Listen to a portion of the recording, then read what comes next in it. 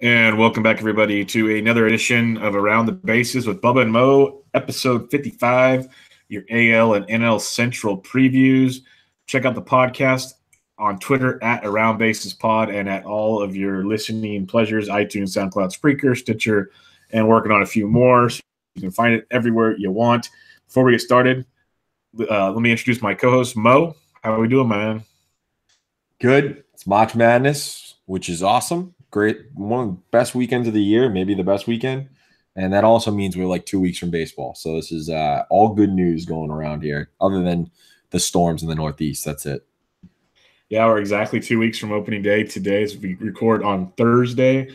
Let's just get into it. We actually had a handful of signings this past week. So before we do the previews, we'll talk signings. Phillies signed Jake Arrieta, 3-year, $75 million deal. Opt out after year two. He gets $30 million in 18, 25 and 19, 20 and 20. So it makes sense in that regard for the Phillies. I will admit that part before you tell me everything that's great about it. So I'll let you have the floor first. What's your thoughts on Arrieta to Philly? I love this signing for them. Look, you say what you want about Arrieta, his velocity going down. You know, he's not the same as he was 2 years ago when they won the World Series, yada, yada, yada, and all that is true. But if you look at the deal itself, are the Phillies ready to win a World Series this year? The answer is probably no. Obviously, with all the teams that are in front of them in the NL and the AL. Do they have a chance to win the wild card now? If everything goes right, yes, because the AL West are or the NL West are gonna beat up on each other. The same with the Central for the most part. And then the teams in their division are terrible, other than the Nationals and then the Mets, you don't know. So I'm fine with this because their back end of their rotation is not good. Arrieta is an upgrade there.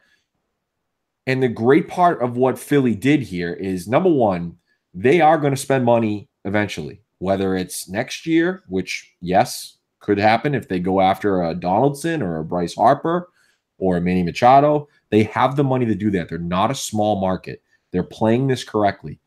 And they front-loaded this deal where they said to themselves, hey, guess what? We have the money to spend now. Let's give him $30 million now, and then it goes down here and there. He's not making it to that fourth year. It's not happening. So they're going to have him for 3 years. Maybe he opts out after 2. Who knows? Probably not. They're going to have him for 3 years, and it's the 3 years where they're building towards what they used to be, and I'm fine with that. So there's really – you can say what you want about Jake Arrieta, the pitcher, but the fact of the matter is he's an upgrade over what they have currently on their rotation. So this doesn't hurt them because the money, it doesn't matter in baseball if you're not up against that luxury tax threshold, and they're not even close. So that's why I don't know how you can hate this deal. So go ahead. All right. I think he's nothing close to what he used to be. Most fly balls, his fly balls keep going up year after year, going into the biggest home run park in all of baseball last year. Not Coors Field, Philadelphia. Not a good look for Jake Arrieta. I'm sure he got paid. Good for him. Congratulations. But the Phillies, who I actually do enjoy, and we'll dig deep into them next week, I like what they have going. You have Nola, Eichhoff, Velasquez, Pivetta. Okay, so after Nola, you have a bunch of question marks. Sure, I get it. But I'd rather spend the money, go get Cobb and Lynn. Go get 2 arms. Go save money to get 2 bigger players next year instead of just a Donaldson. I know everyone's like, oh, he's just there to mentor, and then you go for Trout. Well, that's a hell of an expensive tutor if that's what you're going for, because, I don't think he's enough to get them where they need to be, because still Eichhoff, Velasquez, Pivetta, they have a mess in the back end of that rotation, in my opinion, because Velasquez can't stay healthy. Eichhoff is a roller coaster ride, and Pivetta hasn't proven me anything yet. So I don't think it's a great move for Philadelphia. I want Philadelphia to win. I'm rooting for Philadelphia. I think they need more pieces. I think they should be doing it the way the Twins are doing it, where they get like 10 pieces that they need for $55 million. That's how you make a crappy team a lot better, in my opinion. But maybe this will put some more butts in the seats. It's not going to get the job done. And that's just my feelings on it. I think they needed to spend their money elsewhere. That's why I don't like it. Not the fact Arrieta got $25 million a year. But I think what you're missing here, and you're not missing it, but their payroll right now is at like 85 million or something like that, or just under 100. they're going to be $185 million payroll within 2 years. So they can go get other guys if they need to. I understand that. You know what I mean? But I get the point about Cobb and Lynn, but I still think Arrieta is a better pitcher than the two of them. I'm not going out there and saying this is going to get them to the World Series. I think it's a building piece for them. And I think by the time they're ready to compete, he's going to be a $20 million pitcher. Now, is that worth it for a three or four pitcher? Some may say yes, some may say no. But I personally think that, like I said, Nola, they got Sixto Sanchez, that it's going to be up in a couple of years too. They can build around those two, have Arrieta be a 3 or a 4 in the last year of his deal at 35 years old and still be able to spend on a Harper or a Donaldson, both of them. Okay. So that's why I think this is a no risk play. I really just think there's no risk here. There's just so many other players I'd rather spend money on in the next couple of years. And I'd rather go big than that's my chain of thought on that. But I don't know. That's just I still think they can go big with signing Arrieta, and that's my main point. Because and the other reason why I get worried about it, because everyone's saying, okay, they're going to get Trout. Trout's in what, 3 years or 2 years? I keep getting confused. 19 or 20. 3 years. 3 years, so 20. So when Arrieta's done, Trout will be there. Arrieta and Santana are done, so that's $40 million. And see, the Santana I loved because that was fiscally responsible. Like, why don't they go get Moustakas, Lynn, and Cobb? Like, you can be very competitive right now and still be rebuilding and not breaking it. That's where I get frustrated with the Phillies, because I do think they're close. This doesn't take them over the edge to me when there's other pieces to come. That's where I get pissy on the situation. Yeah, well, hey, at least we disagree on something, so that's a good thing. Yeah, it only took 55 episodes. I guess I'll just have to become Skip Bayless or something and just start bullshitting different things, but we'll see what happens. I can be the white Mike Wilbon. I'm big and bald. We can make this work. There you go. Yeah, move on. Speaking of Moose, he went back to the Royals, and I mean, if I'm Mike Moustakas, I am so sad right now. I mean, he basically got 1 year deal with an option. He's guaranteed $6.5 million because of the buyout in 2019 if they don't pick it up. And he has about $2.2 million in incentives.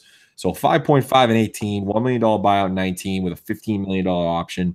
He turned down the $17.4 million qualifying offer, and that draft pick probably killed him. People thought he was going to get 5 years, $85 million from the likes of the Atlanta Braves and a couple other teams. Not even close to that. So, I mean, what do you got on Moose, and then what do you got on this for the Royals? Well, first off, this sucks for Moose. Like, I legitimately feel bad for him because he turned down $17-18 million in a qualifying offer to make 6.5. And if he doesn't have a good year, like when Ian Desmond gambled on himself, he's in trouble. And comparing him to Ian Desmond is wrong. I admit that in a heartbeat, because Jim Bowden's a moron for his comparison of that. It pissed me off. It has nothing to do with that situation. It's the system we're at, because it is the draft pick. There were rumors, maybe they weren't true, that he was getting a decent-sized deal if the draft pick wasn't involved. Teams are really sketchy on how they're spending and what they're doing. At the same time, no one really needed a third baseman that bad to spend the big bucks on. As you mentioned, Donaldson and Machado next year. I think people would obviously rather have those two. So he was in a very, very rough spot here. I'd be curious to know what kind of deals he has in place maybe a couple months ago that he turned down, or that Boris turned down to wait for him. But it's interesting. From the Royals' perspective, great for them. It actually makes them slightly more interesting. I'm not going to say by any means a competitor. You know, you look at roster resources: John Jay, Whit Merrifield, then Moose hitting third, Salvi Perez, Duda, Soler, Gordon, Orlando Escobar. Still doesn't scare many people at all. And you're in the division with the Indians, and I still think the White Sox are probably going to end up being better than them by the end of the season. But it's good for them. It brings some more fans back. All in all, it just sucks for Moose. $6.5 million sucks for him. Sucks. They got to fix the qualifying offer. I know they tried to. They got to fix that, or completely fix that. I guess is what I mean. They just give a team a sandwich pick. Not based off the money and whatnot. It's you know, I know the players union. It's the best players union in all of professional sports, but mean, they're really getting hosed. The players are getting hosed in this one right now with the advanced analytics and everything that the teams are using, as we've seen this offseason. Yeah, it was horrible. Let's talk about another move that makes no sense, and it's a guy that got more money than Moustakas, which makes even less sense to me. Carlos Gonzalez going back to Colorado on a 1-year, $8 million deal. So everybody in love with David Dahl and Ryan McMahon, pump the brakes a bit. It still might work out for him, but pump the brakes a bit. Cargo's coming back, so now they have four basic outfielders, almost all left-handed. Ramal Tapia takes a hit as well. What's your thoughts on Cargo back to Colorado? Yeah, it's another guy that turned down a lot of money from Colorado, and took a gamble on himself. And we all know the splits with him, where he's only good at Coors Field. So it's a no-brainer for him to go back and maybe rebuild his value a little bit in that ballpark. But yeah, I don't understand it. Maybe David Dahl's not as healthy as we thought he was, but Power is hurt too. So I don't understand it from a Rocky standpoint, but for Cargo, hey, he got more money than I thought he was going to get, to be honest with you. I thought he was going to get like $3 or $4 million. Yeah, it's great for Cargo. I thought I actually kind of liked him with the White Sox, why they let Eloy get a little more seasoning in the minors than kind of bring him up, or he could DH there and stuff, because his outside of cooler splits aren't the greatest, and he really struggled against lefties last year. So he's basically a platoon guy, but like I said, you look at the Colorado outfields, Blackman, Parra, Dahl, and Tapia are all lefties, and then Ian Desmond. So platoons can be a little tough when it comes to Colorado outfield. So I don't know how this is going to work out. It'll be interesting to see. Maybe they hope he has a hot start to the year and can flip him or something. I don't know. Yeah, either that or they see him as the fallback in case they don't re-sign Charlie Blackman, where, okay, Cargo has a very, very good year in terms of, what he does in Colorado and whatnot, gets back to 25 homers, maybe that's 275, 80 RBIs, something like that. And then they can't re-sign Blackman. They still have Cargo as a fallback in case his market is really down again. So I think that might be an outside play for them too. Another guy whose value took a hit was Jonathan Lucroy. He built it back up a little bit when he got traded to Colorado last year, but he did not get as much as he thought. I know MLB Trade Room has had him getting around 2 for 24. Yeah, well, he signed with Oakland, got 1 for 6.5. A few incentives there, but not as much as he thought either. Kind of like the signing for the A's, though. Yeah, I definitely like the signing for the A's. I think it gives them a much-needed, defensive catcher, because Bruce Maxwell's got some legal issues, might not be ready for the season. And I think Lucroy is a better offensive player at this time than Maxwell. Maybe the bat shows up for Maxwell eventually. He slots in a lineup that has a lot of thump that we talked about that could be very entertaining this year. So I think it's a good move for that respect. And, he had a down year. He used to be one of the best framers and defensive catchers in baseball, and he had a down year last year. If he can kind of get it back together a bit with that young pitching staff, it could also elevate that staff quite a bit with Graveman, Minaya, Mengden, Triggs, Blackburn, possibly Cotton, and so many more young arms that have talent. Just they need a little extra help that a good framer could definitely do for them. So I think it's a good move. It'll be interesting to see how it all plays out. Yeah, and another guy that Billy Beane can flip at the deadline if needed. Yep, and because we've seen Lucroy get flipped before, so it definitely could be a piece. And Billy Beane doing Billy Beane things, and to me, it's a good signing, just price-wise alone for the A's. So I like it a lot. Yeah, rent, don't buy, Jonathan. Don't buy, just rent. Yes, so true. Yeah, apartment complexes in the greater area outside the stadium. There you go. You can help them out with that. Perfect. Yeah, we could have a deal here, Johnny. Let's talk about a move that I absolutely love.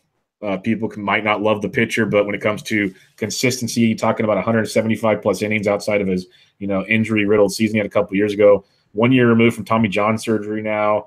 Not the flashiest guy, but a workhorse in Lance Lynn. 1 year, $12 million to Minnesota, who I kind of mentioned it earlier. They've had an amazing offseason. I can't remember the exact tweet. They basically signed, a couple of relievers, I think it's 4 or 5 guys basically now for about $53 million, or like a third of Eric Hosmer's money. So that is absolutely great what they've done. I'm pumped on what the Twins have done this season. What's your thoughts on Lynn to Minnesota? Yeah, I think you kind of nailed it in the way that you described it, where I think a lot of people don't love the pitcher. But again, sort of the Arrieta Philly thing with what they had at the bottom of that rotation, and with the Herman Santana injury out probably the first 2 months, this was a necessary thing for them to do if they want to compete for not only a division but a wild card spot. Lance Lynn, again, I didn't like him last year. He's obviously, the decent ERA. Like you said, other than the injury, very consistent. 4.74 FIP.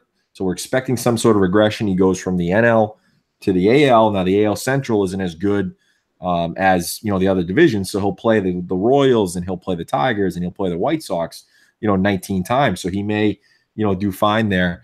But it's 100% upgrade for them at only 1 year. And I tweeted right away. I said, go get Cobb too. If Lynn's only getting 1 year, Cobb's only getting 1 year, unless him and his agent is stubborn.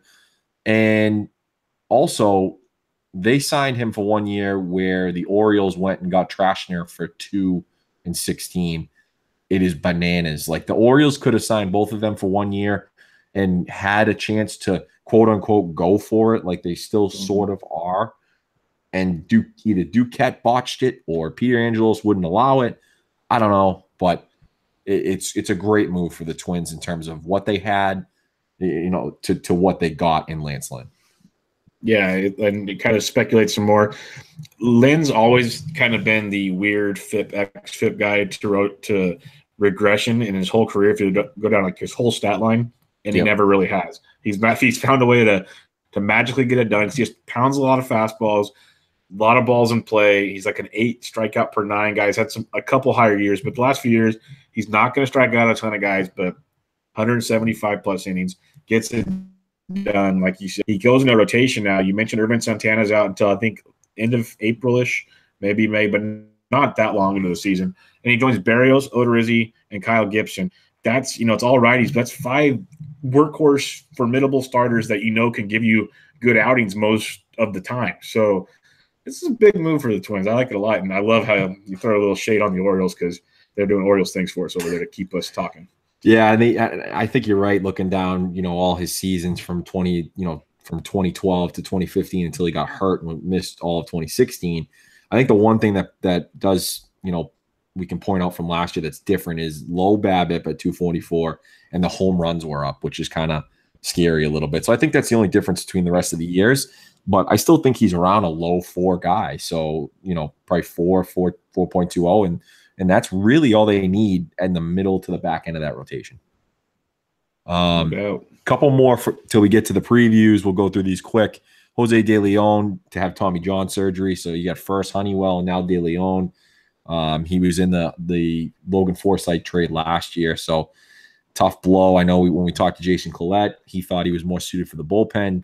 And, after, Colomé being on the quote unquote trade block, you could have seen him up here in the bullpen, maybe to be a closer or be an Archie Bradley type in his first year. Not going to happen. Tough one, Bubba. Yeah, it's just another move in line with the Rays' rough offseason. And then, there's not much else to say. It's just going to suck that this kid was supposed to be a piece of this puzzle. It didn't work out. And then to make matters worse, they're going with that 4-man rotation we talked about. And they open up against you guys. And I saw the tweet today. It's Archer, Snell, bullpen day, then Eovaldi in the opening series. So bullpen day is day 3 of this 4-man stretch. It's just he seems to get from bad to worse in Tampa Bay almost every other day. Interesting to see how people will handle that bullpen day in terms of daily fantasy for sure. Yeah, it's because it's hard. You can't go righty versus lefty matchups and stuff. It's gonna be real interesting, at least the first few days, to see how Tampa Bay even approaches their pitching. For sure. Let's dig into Neil Walker going to the Yankees, a signing I absolutely love, and it sucks because it's a team that we both hate. So it's just another great Brian Cashman move. 1 year, $4 million, dirt cheap. How no one that needed a second baseman or a third baseman paid $4 million or more for him is beyond me. There was rumors a couple of days ago that his best offer was a minor league contract. You can love or you can hate Neil Walker, but this guy is very, very productive. I got some stats I'll throw out after I get your take on this, but what's your thoughts on Neil Walker going to the Bronx? Yeah, fine for the Yankees. I think the one thing that this says, though, is, they'll pay him $4 million. We're not going to see Andujar. We're not going to see Gleyber Torres. We're going to see Brandon Drury, and we're going to see Neil Walker. Veteran guy. So I'm kind of disappointed in that because even though I hate the Yankees, I wanted to see one of those guys up here to really see exactly what they were.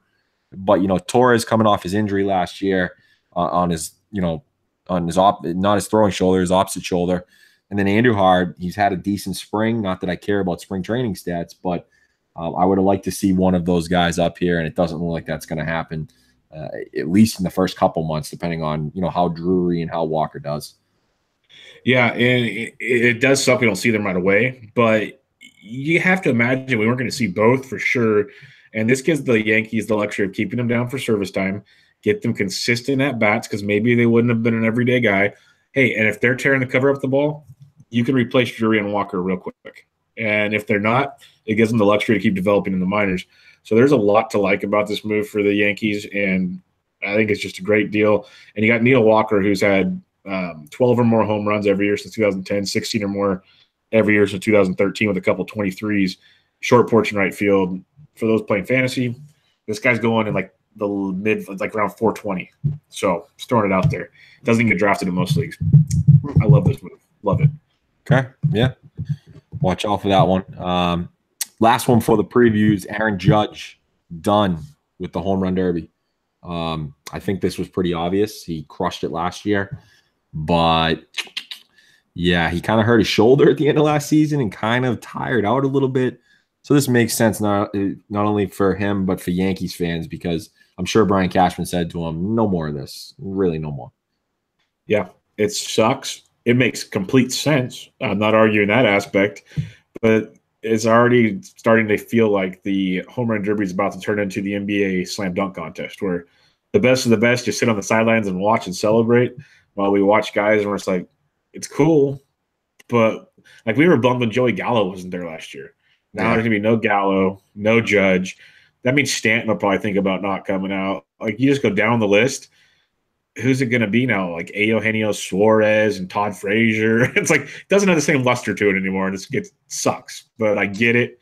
It just sucks. I'd love to see Devers in there for like a pure entertainment standpoint, but at the same time, for a swing and let him rest standpoint, I don't want him there. So because that guy has that guy's swing is awesome. Like it really is. All right. I got quite the man crush on Devers, so it should be a fun year for us on the show. Yeah, for sure, for sure. All right, let's get to the previews.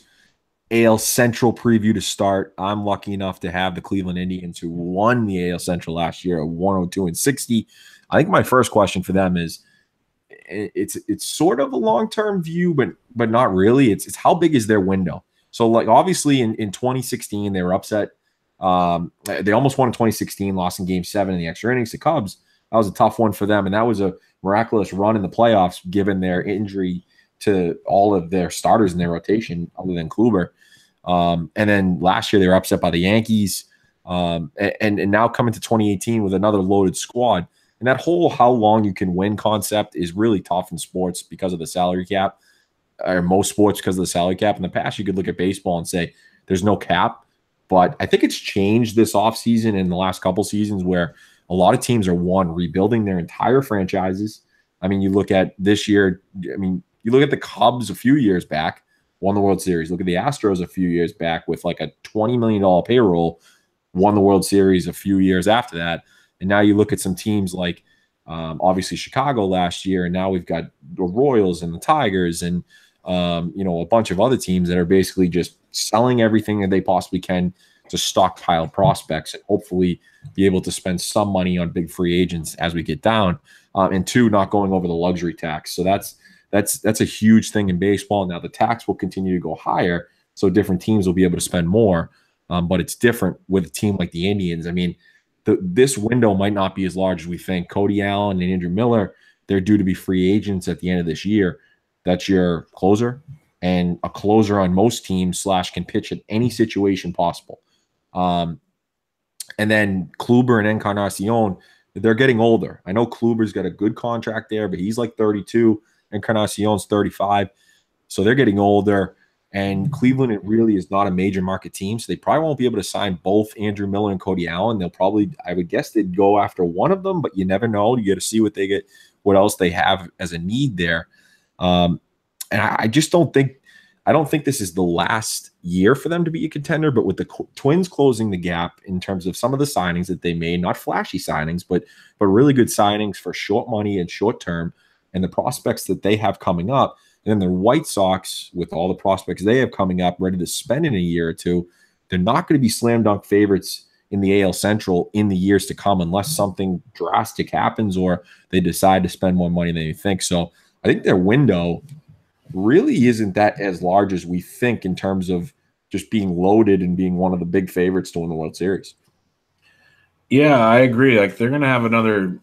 I agree with the idea of 2 more years. I could feel pretty comfortable there, but it's going to get interesting because that bullpen for sure. That is a going to hurt, and see how they reload that.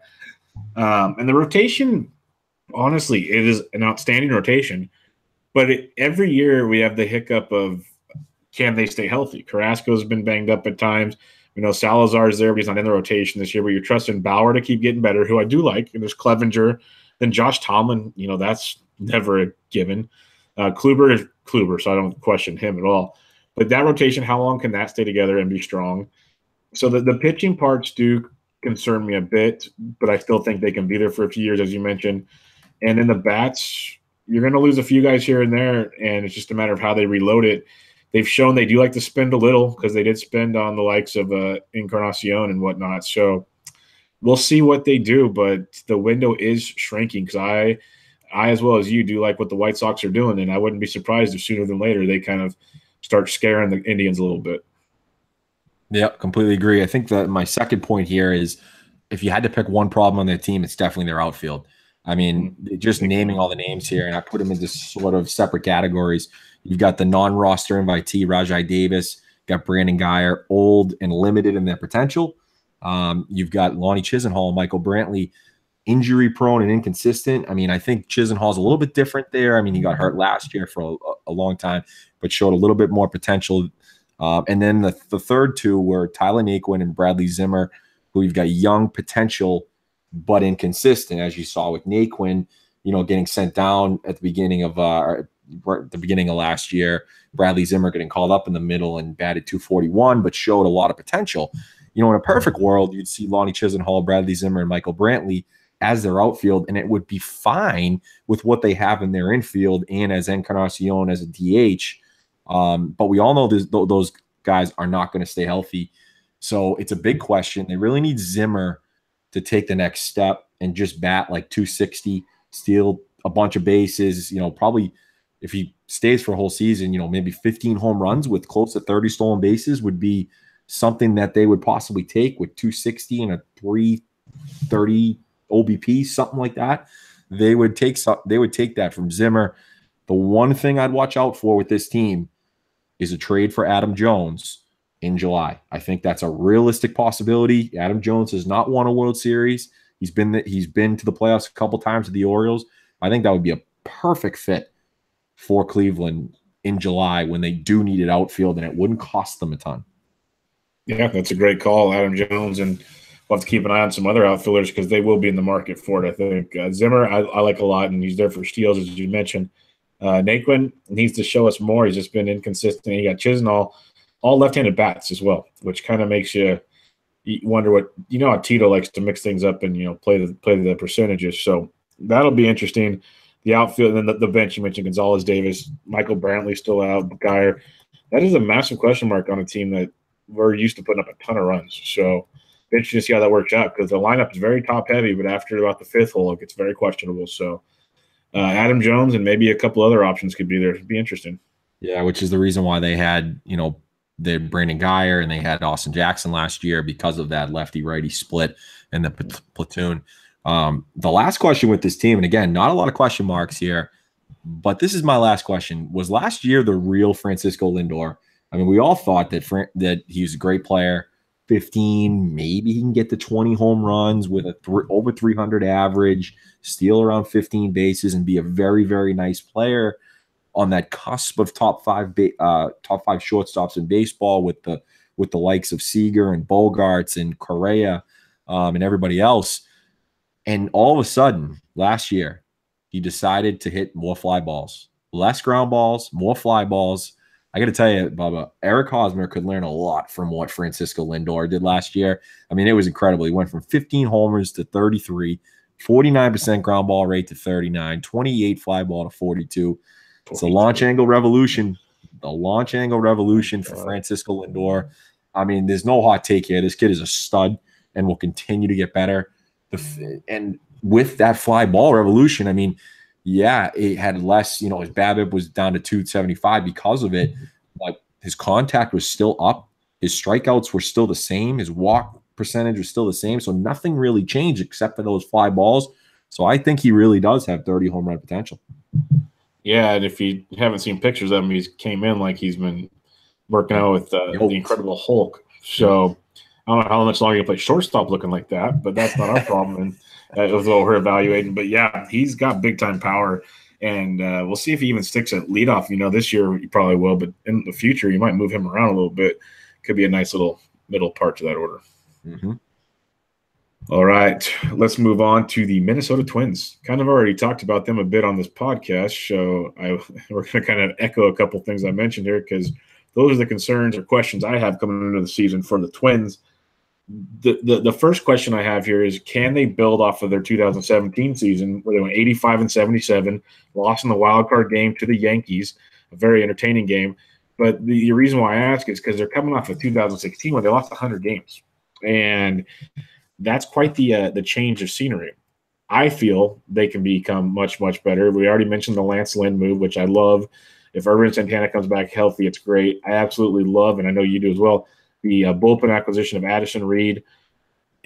Rodney, they got cheap, so you got two back-end guys. If Rodney scuffles, well, now you got Reed. I think that's tremendous because they had problems in the back end last year. They added a lefty in Zach Duke. It's nothing fancy, but it's a veteran arm in the bullpen. I do like that a bit. And then I like the Lomo move. They got him cheap. He can DH. He can play first base when Joe Mauer needs a break. There's a lot he can offer, and he definitely offers some power to go with these young studs they have. So it's really, as you guys are going to find out with a lot of these central teams, there's not a ton to talk about here. But when it comes to the Twins, I think they're clearly the second best team in this division, and I think they can make a run, maybe not past the Indians, but, one bad streak from the Indians, and this is a division. And at worst, the Twins should be competing for a wild card, in my opinion. So I think they do build off of it. I think they approach, 88 to 90 wins. So it's not a gigantic build, but you can't go much higher at 85 unless you're going like the Nationals or the Dodgers here. So I think they definitely can build on this. What are your thoughts? Yeah, I completely agree. I love what they did. And Hildenberger in the bullpen is not a bad third guy, with a couple of up-and-coming guys there. But I like this team a lot, and there's no flashy guys there. It's just a lot of decent players. Obviously, Buxton would be the guy if he continues to, progress like he did in the second half of last year. Now that's a question with everybody. I don't own any shares of him in fantasy because I'm too scared to at the ADP that he's going off at right now.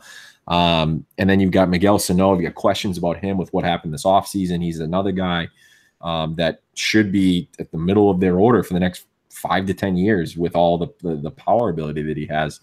So, yeah, I completely agree that they're the second best team in that division and will be going for. I don't think they'll have a chance at the division. Maybe it'll be close for most of the season, but I do think the Indians will pull away a la the Cubs kind of did last year in the Central. So, I do think they'll be one of the wild card teams. I really do. Yeah. And that brings us to their starting rotation, because that's always, to me, been their biggest bugaboo outside of, Herman Santana last year. It was sketchy. They even went out and got Bartolo Big Sexy Colon out there to fill in and make some starts. So there's always been that question mark.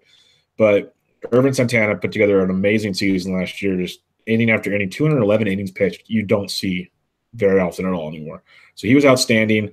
He is going to start the year on the DL, but like I said, he's going to come back, I believe, late April, so it won't be too long with him. And then you got guys like Jose Barrios, who's a young phenom that we all want to do well. He has struggled in his trips up and down from the minors, but even after last year's roller coaster ride where he made 25 starts, he only had a 3.89 ERA now and a 3.84 FIP. XFIP was 4.51, so it depends on how you want to look at FIP and XFIP, but we kind of saw what he had last year, and it wasn't too fluky. one would say. The home run to fly ball is only 9.1%, which we loved, and the strikeouts were there. So he could possibly take another step forward, which would be tremendous. You have Kyle Gibson coming off a great second half. People forget Kyle Gibson was a top draft pick, a top prospect at one time, and then everybody gave up on him, and rightfully so. He's been horrible. But he showed signs of life last year, and people really do believe, he's getting better with age. I even saw someone, and this might be taking it to an extreme, and it's kind of ironic after the initial conversation we had today. Some compare him to Jake Arrieta at the age, at the transformation of when Jake Arrieta hit his prime with the Cubs. Given he's with the same team, that the pitch selections, a lot of the stuff, there's a big breakdown on it, and it was very intriguing to see. I'm not going to say I take it, Cy Young level stuff, but hey, take a step forward from a 5.07 ERA, and if you look at his FIP of 4.85 and his xFIP of 4.35, there were outliers there that show there is definite improvement in him. And his ground ball rate, he's always had a great sinker, basically a 51% ground ball rate. He put up those really good numbers on a season with an 18.3% home run to fly ball. So there's a lot of things he can cut back on and be very, very good. So the second half, I think he can build on and be very, very good. We already mentioned the Lance Lynn thing, which is tremendous. And then Jake Odorizzi, again, nothing flashy.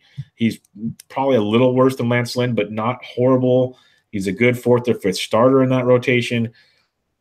We said it a couple times, not a flashy rotation, but a very, very good one that honestly I like. Pound for pound, yes, you have Kluber, you have Carrasco, even Bauer, and maybe Clevenger. Those guys might be better. But I trust the 5 pitchers in Minnesota, all 5, to go out there and put a good start together. Because I don't trust Tomlin. I know Bauer and Clevenger are going to have some very rough starts at times for you. These 5 guys, I feel quality starts more often than not. Still, like I said, Indians better rotation, but I think the Twins took a big step forward. Yeah, I can't add too much to that. I mean, again, I'd like them to sign Alex Cobb. And the one thing that I forgot about this team and what they did, you can say what you want about this guy, and I know he had Tommy John in July, but they also signed Michael Pineda. Yes, and forgot about that. Great point. He had Tommy John last July, which means if we're talking a year, we're talking July. So will they hold him out for the rest of the year? Or maybe if he somehow it develops quicker than they think, could they bring him back in September to be, hey, Davinsky, maybe a power bullpen guy? Perfect. Give them a few innings out of there and then they won't have to trade for maybe a bullpen guy at the deadline. So they're only paying him $2 million this year, and then they're paying him $8 million in 2019. So that's another sneaky play that we could see come August. No, and that's a great call. I totally forgot about him. I remember when we talked about it when it happened. I loved the move, just kind of how, we'll talk about the Rays next week. Eovaldi's technically their third starter, but he pitches 4th in the rotation. And they did the same thing. They let him rehab for a year, and they're going to bring him back. And we know how good Pineda can be. And if you can bring him in like September and then October and give you 2 or 3 innings out of the pen, that's tremendous. And it saves, Reed and Rodney and Hildenberg and those guys, they're going to be used a lot this year, because the one thing about this pitching staff, they're going to give you the quality starts of 6 innings and start a 7th. A lot of the time, they're not going to finish the 7th. They're getting to the 8th unless, Herman Santana has another fluky year. So that's one thing you got to remember. That bullpen is going to be used a lot. So Pineda could be very, very good. That's a great point. Last point I will make, and it's another, just question of, can the young bats continue to develop? Now, Brian Dozier is not young anymore. He's 30, but he's a stud. I'm not worried about him. But you already mentioned Byron Buxton with a ton of question marks there. Got a lot better last year, and I think he can get better. I agree. I don't have any shares of him anywhere in fantasy because I'm terrified about that volatility, but he could be tremendous. But then, the other names, Miguel Sano. What's the legal ramifications with him? We don't know yet. He's a little banged up. He came in looking bigger than me, which is not baseball shape. So you got concerns there. But we know he can hit the ball a mile. Had a rough second half. He's got some concerns there. Is he the next Pablo Sandoval that's just doesn't care about conditioning and wastes talent? And obviously his talent's way better than Pablo's, but you know what I'm saying. Yeah. Eddie Rosario's one I'm really curious about because he came on like a gangbuster in the outfield, lots of power. A lot to like there. You have like Max Kepler, Jorge Polanco at shortstop. I'm not going to give the stats for all these guys, but there's a lot of players. People forget Robbie Grossman's 27, a great bat off the bench. Tons to like here when it comes to these young bats. There's really Joe Mauer's 34. Then you have a 34-year-old Chris Jimenez who's not there anymore. 30-year-old Brian Dozier, and then everyone's in like their mid-20s. So this is a very young team that continues to get better. The question is how much better they get this year, because if you can put up 4 or 5 runs a game, I already talked about the quality starts you're going to get with that pitching staff more often than not, this team becomes a very, very good contender. And at worst, it makes you competitive in the postseason, because I've seen how not the greatest of offenses and not the greatest of staffs can get the job done. So what's your thoughts with their young bats? Yeah, I love their young bats. I mean, you got to see what Polanco can do after that season, the second half of last season.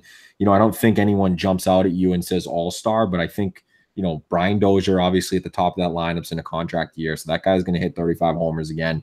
You know, Mowers, he had a fine second half. He's going to get on base a ton. We all know that. So he's fine in the 2-hole there. And then, like you said, Sano's the big question mark. They really need him to be healthy.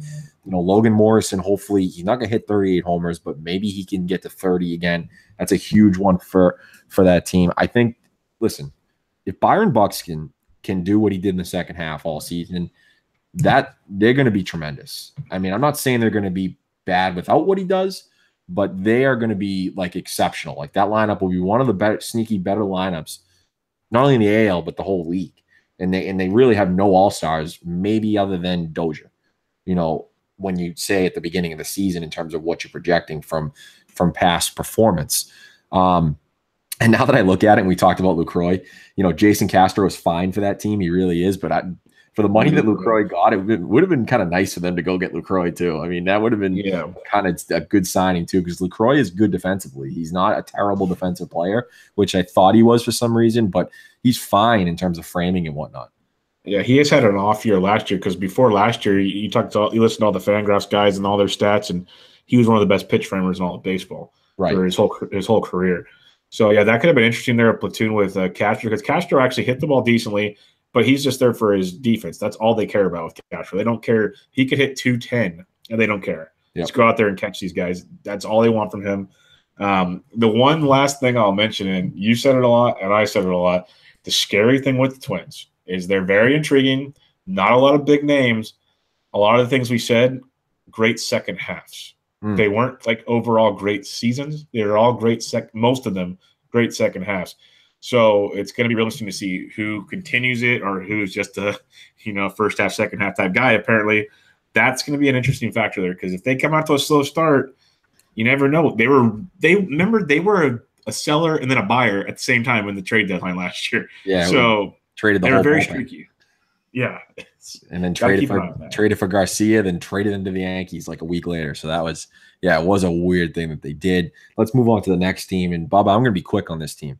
And, I was coming into this because I'm responsible for them. I'm responsible for the Pirates. And I was going to come into this because last year, obviously, was our first year. It was my first time doing podcasting. And when I looked at some teams last year, I was like, I don't even want to talk about these teams. I don't want to talk about anything, but it's baseball. There's always plenty of things to talk about with most teams. And I try to look at the bright side for everything. I can't do it for the Royals. I really can't. 80 and 82. They actually, quote unquote, went for it last year. They didn't trade the Hosmers and the Moustakas and Lorenzo Cains to try to get whatever prospects they could.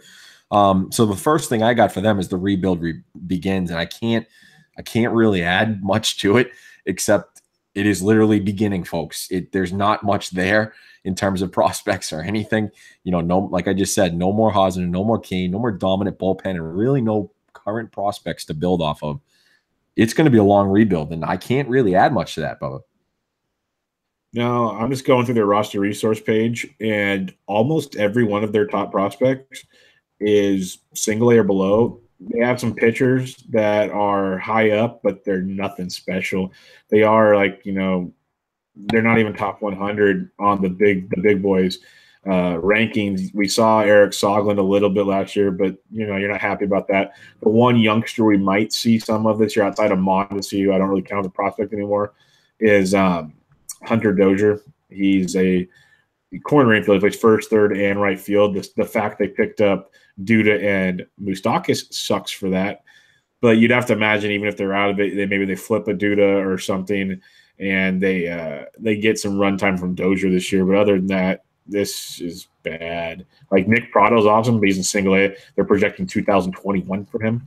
So yeah, Yes, they got a long ways to go.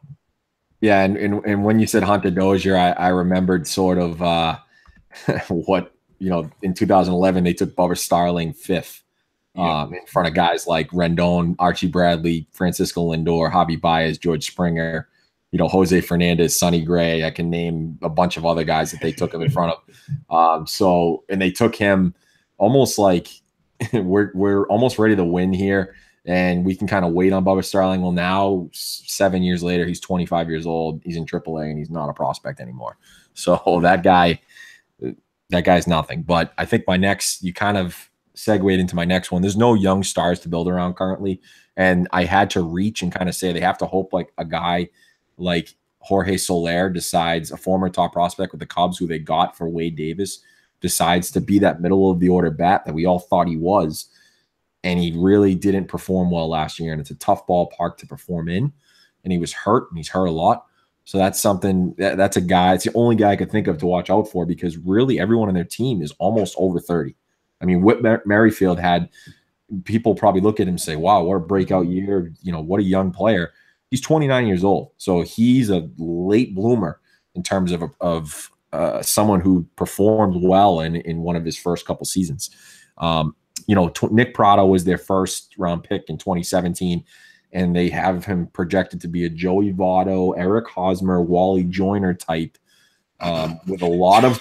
How is Votto in that comparison? I don't know, but this is I'm reading verbatim. I'm not accusing you. I'm just saying. I'm not out here watching Nick Prado on a daily basis out in God knows where, middle of America. But this is what John Sickles said. So this is the description. I'm not knocking you. No, I know you're not. But this is. I think what he means by that is a contact guy can get on base with some power, I guess, even though Votto's hitting 35 homers and Hosmer just hitting ground balls. But the problem with that comparison is he had trouble with contact, and he had a high K percentage in his first short season of pro ball. So only 19 years old, but one of their guys to sort of watch out for there. Other than that, there isn't much there, Bubba. Yeah, and one more thing on Nick Prado. When we had the Welsh on, and I've talked to him other times, he went to a lot of those Arizona League games like we talked to him about, and rookie ball games and everything. He loves Nick Prado. He sat and talked to him. He's got video on him. He thinks there's a lot to like about him, but the thing is he's so far away, and how many times have we seen a prospect just fizzle? So I'm pulling for him. The kid's got a sweet swing. Maybe they're thinking he's like Joey Votto because he's got good plate discipline. I don't know. But yes, when it comes to the youth, it is crazy. I was hoping you're going to mention it because I'm sitting staring at roster resource, and these ages, I didn't even think these guys were this old. Like, this is bad. Alex Gordon's 34 freaking years old. They're stuck with that contract for God knows when. I mean, it's almost the oldest guy on their roster. It's insane. The one that stands out to me that surprises me, though, is I know you can see the ages, but just for the listeners' purposes, Salvador Perez is going to be 28 this year. He's not even turned 28 yet. Salvador Perez might be the oldest 28-year-old I've ever seen. That guy is beat to heck. I know he's a catcher. Greg Oden. I would have swore he was in his early 30s if you put a picture of Salvi up there. 27. He's to be 28 this year. That is freaking nuts. But and sorry, Royals fans, we don't just hate your team. We just hate the way it's going right now. Start winning games. We'll talk great things about you. Yeah, I mean, hey, give them credit. They won a World Series. They went for it, and that's great. The last one is who's next on the trade block. I mean, the top guys are, obviously Moose, Danny Duffy. Even though he's got his contract, he's the best pitcher that they have, and probably the guy that they can get the most for. And then Kelvin Herrera, who is their closer currently. And if they had traded him 2 years ago, then he would have got a lot for him. But he's sort of regressed in the last couple of years, or last year, and so if he can get it together for them, then they may be able to get, at least one legit prospect for him, and they need all the help they can get. And the other two guys that won't get a lot, but maybe if they perform well, is Ian Kennedy and Jason Hamill, to be some sort of back-end starter for a team like, I don't know, Milwaukee, to trade like a really low-level prospect in the 20s to help them out with the terrible back end of the rotation that they have right now. Yeah, all those names sound just about right. I'd be shocked if they trade Moose unless they get a lot for him, just because I think they cherish that draft pick so freaking much. But one last thing I forgot to mention with your last question. Keep an eye on Jorge Soler. He has shown the power this spring. I know it's spring, but if he's going to do anything, he's going to hit for power. So if he couldn't even do that much last year.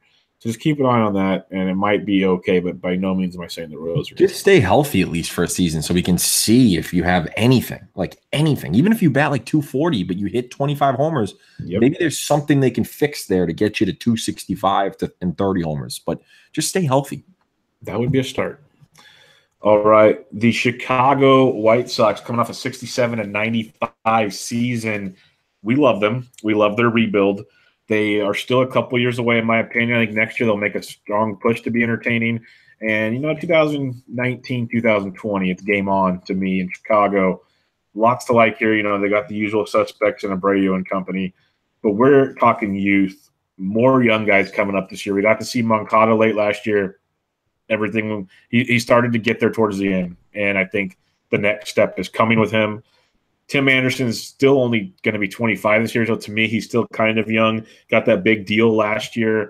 So there's a lot to like with your middle infield when it comes to Chicago. But what we get to look forward to is, and hopefully a healthy Carlos Rodon at one point in time. But we get the likes of Eloy Jimenez, who I am absolutely stoked to see. Curious to see how long they hold him back for.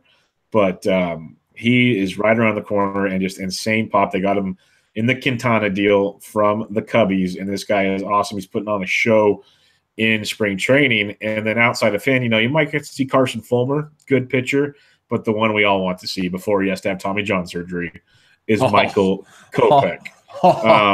I said this last year about him. I said the way he's throwing heat, give him the surgery now because everyone's excited about this kid, and I'm scared to death. I hope he doesn't need it. I hope he's like the next Chris Sale, and he somehow throws gas and throws hard and throws weird and doesn't need it. But it just feels horrible right now that it's happening. It's going to be great, though. You got Kopech, you got Jimenez, and Kopech's picking up so much steam. They're talking about starting the year out with him or, waiting for the first deadline like Acuna and bringing him in. So I am pumped on these young guys. Do you have any other names or anything to say on those guys besides I'm an idiot for saying he's going to have Tommy John surgery? Well, obviously, it's a strong take right there. Predicting, different sort of like the doctor that predicts all the NFL injuries from his couch. I mean, that's pretty awesome. You're just doing that here. But, obviously Giolito and Ronaldo Lopez, even though I feel like Ronaldo Lopez, and I know Jeff Zimmerman from Fangraphs has sort of a velocity Google sheet that he's been updating. And Ronaldo Lopez has been up around 97, 98 a couple times. I want to see that guy. I want to see that guy in the bullpen. I mean, they have enough starters down that are coming up to give that kid a chance in the bullpen and let him unleash that fastball. So those two are two to watch out for in the rotation at the beginning of the season. Yeah. So this is kind of year 2 of the rebuild. Depends on when you think it started. To me, it started big time last year. We trade Chris Sale and some other players. Your rebuild it's on like Donkey Kong. So this is year 2 to me. And so they got to make the next move. I already mentioned, the Kopechs, the Eloys. Giolito had the good second half. Hopefully he builds on that. Ronaldo Lopez, I like everything you said there. I think he's a very, very talented arm. It's just, I think he's got more talent than Giolito. It's just a matter of does he have the starting talent or the bullpen talent? So that's a great point there.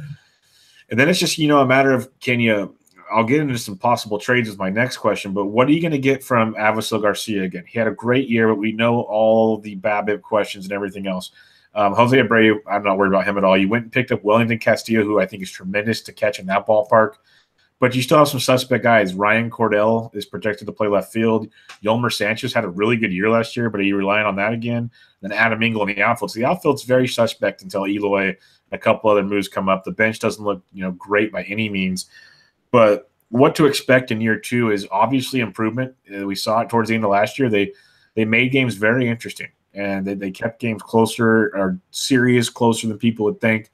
So, last year, 67 and 95, I wouldn't be surprised if they're in the mid-70s in wins, or at least hit into the 70s in wins. They're definitely going to be improved, and we're getting darn close to what they can be. Yeah, I think you're basically building off, in year 2 in your second question, you're building off that first question where you want to see Yoan Moncada take that next step and, really become what we think he's going to be, which is a 2020 guy. Hopefully he bats 270, cuts down the Ks a little bit. You want to see Tim Anderson, really perform sort of like he did in the second half last year, not the first half. He took some strides towards being a better hitter at the plate. And then you want to see Giolito, Ronaldo Lopez. You want to see Kopech come up and hopefully not get Tommy John surgery. And then you want to see, maybe an Eloy Jimenez, come up late in the season. And if a guy like Alec Hansen can have a nice season at Double-A, maybe you see him too. So I think in year 2 is you see those young guys that have been there take the next step, and then you see the young guys that are close come up and perform as well as they possibly can. To show that, hey, in the big free agency year, we're going to go after a couple guys and start spending some money with the rest of the prospects that we do have, that are going to be ready in 2019 and beyond. And the last thing I'm going to mention is, they made all the moves. Rick Hahn's been a genius there. What's next? What's next move-wise? Because they're going to be active in the market. They even talked to some of these guys this year, but I think they're waiting for the Machados and some of these other guys the next couple of years. So they're going to wait and see. But trade-wise, I think Avi Garcia is definitely on the blocks. Wellington Castillo gets off to a good start. They're going to flip anybody they can because they have a young catcher in Collins that's coming up in maybe the end of this year, if not next year. So they don't need Wellington for too long. You have that, and then James Shields, Miguel Gonzalez. They had him last year. They flipped him. They got him back, so we know that's an option. Hector Santiago is a non-roster invitee. He can get flipped, but the biggest piece of flipping will take place in the bullpen, where you have the likes of Joaquin Soria, who they acquired in a trade, Nate Jones. Those are the main 2 pieces. Jones has the better stuff, but they're going to want Soria to close some games out, increase that trade value, and then send him on his merry way. And if someone gives them a good deal for Nate Jones, they'll flip both of them. They'll flip whoever they want to get more prospects and more pieces of the puzzle. So I think it's a very intriguing team with not as many trade pieces, I feel, as they had last year, but still some big ones, especially in that bullpen, that can help a contender out. I completely agree. I don't think they have a ton of names to move. I don't think it makes sense. If someone comes and gives you the farm for Jose Abreu, I think you probably do that, but I don't think they'll end up trading him. I think you nailed it. I think it's Garcia. I think it's Soria. I think it's Nate Jones. I think those are the 3 that will probably end up moving, and probably the only guys that move that will get you maybe something back, because I don't think a Miguel Gonzalez will get you anything back. Obviously, a James Shields isn't getting anything back. You might have to pay them to take him. So there's not a lot there in terms of trades, but yeah, you're right. I do wonder. I don't think this will be the deadline, but maybe after the season, you wonder if Rick Hahn says, I got too many prospects. Let's make a move for a guy like you mentioned. I forget who they were in on. Who were they exactly in on? They were in on Machado last year, trade-wise. Machado, yeah. They were in Machado. Yep, that's the big one. Yep. That's why I think they might be in on signing him. I think that obviously they need a third baseman, so I think they'd definitely be in on signing him. I don't think Donaldson would be the guy, but as when we get there next offseason, we can explore that a little bit more. Let's get to the last team here. It's the Detroit Tigers, 64-98 last year. I believe they have the number 1 pick this season because of your boy Kung Fu Panda. Yes, that's correct. Thank you. Okay, no problem. Just wanted to recognize that fact right there. So first pick, Detroit Tigers in the 2018 amateur draft in June. Catch the fever, folks. MLB Network will probably have that. And that guy will become a superstar, and the number 2 pick will become just something. So yep. He's pretty accurate. My first question with this team is, can Nick Castellanos and Michael Fullmer take the next step? I think these are the 2 young guys that are currently on the team that will lead not only the lineup, but the rotation, and terrible rotation, which, we'll get to that in a little bit. But, I mean, Castellanos has all the potential to be a 30-100 guy. Obviously, in 2016, he got hurt, didn't take off there. The beginning of last year, he had all the signs of, the hard hit percentage and the fly ball percentage and whatnot, but he was just really getting unlucky, and he took off in the second half. I mean, it's 299 with 16 homers. He's probably more of a 275, 280 guy at best in terms of his average. But this kid, in terms of this lineup, has to be the guy. I mean, he really does. Even with Miguel Cabrera, who I'll get to in a little bit, he has to be the guy at 26 years old to take that next step. He's moving from third base to outfield, so that is something to watch out for. I'm not saying he's Miguel Sano, but that did hurt Miguel Sano moving the third base to outfield, and then he moved back and had and finally, regained that power and the potential that he did have. So Nick Castellanos is a guy I'll be all over. And then in terms of Michael Fullmer, you say what you want about him. I mean, he's not a top fantasy guy only because of, he doesn't really strike out a ton of guys. He's low K per nine, low K percentage. He's a huge ground ball guy at about 50%. He had some hand issues last year that really brought him back. But I would say on most teams, he's probably at best a 2, but probably a really solid number 3, and should be around a 3.5 ERA guy. I think that obviously the big question is with his shoulder, can he stay healthy for a full season? He's only pitched about 170 innings. You wonder, because they're not going to be good, if they still limit that here, and that whole rest of the rotation is awful.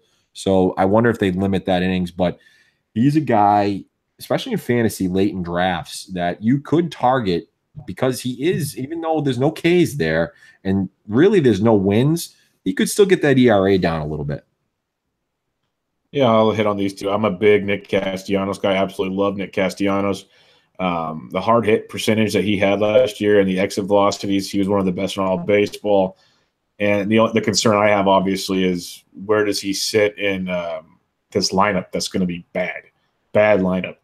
And that's the only concern I have. Otherwise, yes, he has all the potential in the world to be a 100 guy, like you said. So I love Nick Castellanos. I don't like Mike Fullmer a ton. The injuries just scared the snot out of me. He's very, very, very scary when it comes to that. But, for the most part, if you compare his numbers on a blind resume, he is very comparable to a guy we just talked about a couple teams ago in Lance Lynn. His numbers are very, very comparable to Lance Lynn. And if Fullmer could put a whole season together, might turn out to be even better than Lance Lynn. So in that respect, yes, but the injury concern with Fullmer scared me quite a bit. Yeah, I hear you there for sure. Next one I kind of prefaced earlier was what's left of Miggy, and I think the question with Miggy is, he's 35 years old, right? He can still be Miggy because he still has the skills. It's really a health question. That's really all it is. I mean, obviously the power is going to go down as he gets older, but like the Angels with Pujols, the Tigers are stuck with Miggy through his 40 to 41-year-old season with this contract. They're not trading him. They can't trade him. So if he stays healthy, he could still bat 300 with probably approaching 30 homers, at least for 1 or 2 more seasons. So the one thing, too, to watch out for, and you kind of just said it with Castellanos and how he fits into this lineup, the Tigers lineup isn't great. People aren't going to fear Miggy per se, but they're not going to pitch at him this year. So he's not going to see a ton of pitches. And depending on his health, they're going to pitch around him for the most part, in my opinion. So it's really a health question, not a skills question, at least for at least one or 2 more years with Miguel Cabrera.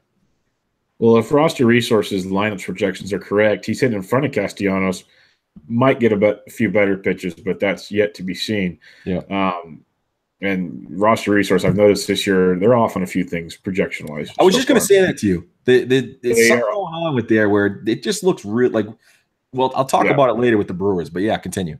I've been using it a lot for the fantasy stuff, and it's not quite normal like it usually is.